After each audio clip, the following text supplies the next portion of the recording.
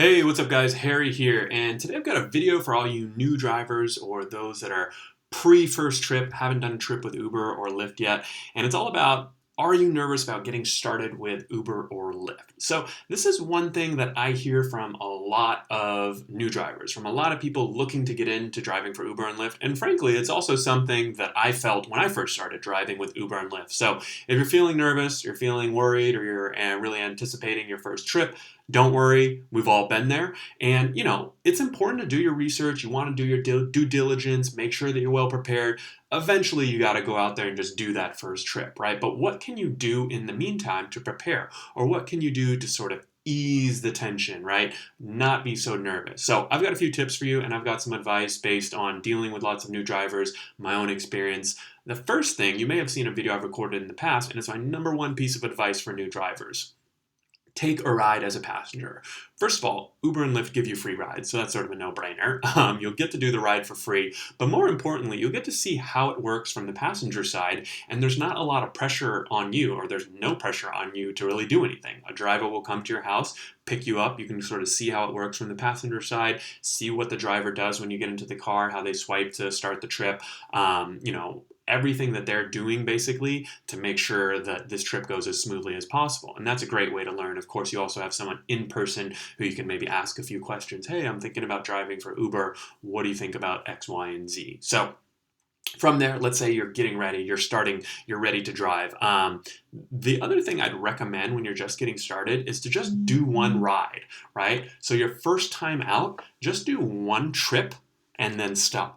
Right? So you can log on at home, do a trip, and then come right back home. It might not be the most efficient use of your time, or you probably won't make a lot of money either, but I think that's a really good way, and that's actually what I did my first time out. When I first started driving for Lyft, I literally signed on, and I was pretty nervous. I did one trip, took a guy from the library to, the grocery store, something like that. It was like 5 minutes, probably made a minimum fare, didn't make much money, but it was really nice because there wasn't a whole lot of pressure, right? I was like nervous. I was like, oh, what do I do now? Even though I'd watched videos and I sort of, read all the training material or whatever was available and talked to other drivers, it was still, when you're in the heat of the moment, right? It's obviously a lot different. So I would do that one ride, and then, hey, if you're feeling good that day, go ahead and do a second ride.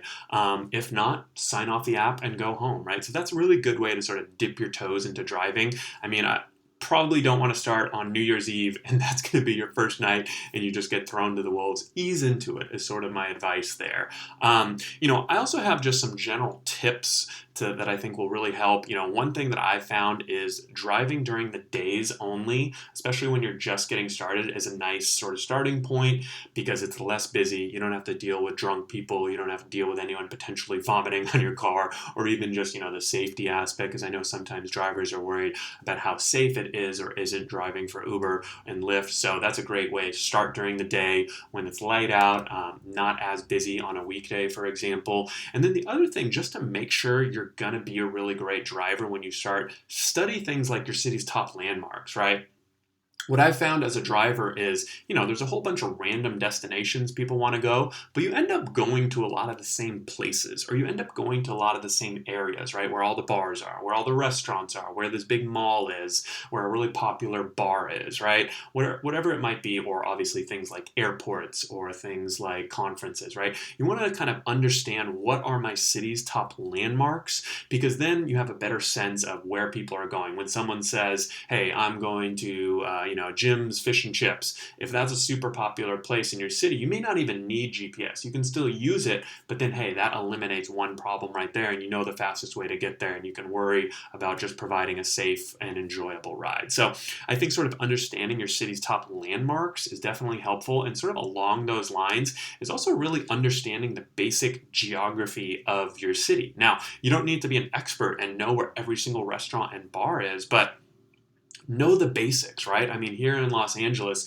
understand that the 405 runs north to south, and that might be sort of an obvious one. 10 runs east to west. Obviously in the U.S., I believe the even freeways usually run east to west.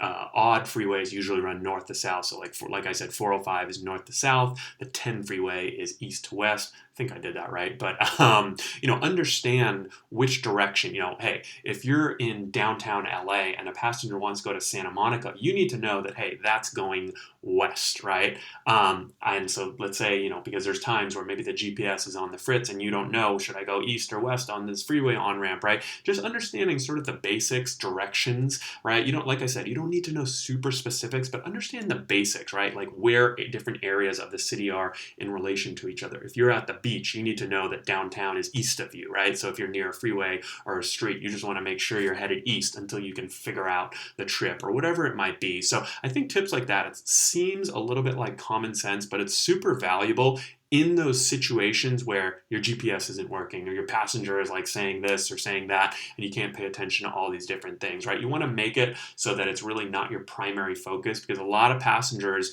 the reason they give low ratings often have to do with navigation, poor driving, unsafe, things like that. So just getting comfortable with your GPS and navigation, I think, is super important. And even stuff as simple as just ignoring pool and line rides, because I think when you're first getting started as a driver, you have enough to deal with. Maybe you just ignore Uber Pool completely because, it adds a lot of complexity. So really, I guess if I had to sum it up, if you're nervous about getting started, just think about those ways where you can keep things simple, right? Reduce the complexity and ease into things, right? It's, you're not in a rush. So definitely keep that advice in mind. And the last thing I'll say is that personally, I think a lot of drivers should probably sign up with Lyft first. They tend to be a little less busy, so which when you're first starting is a good thing. Now, I think eventually every driver should be doing at least Uber and Lyft.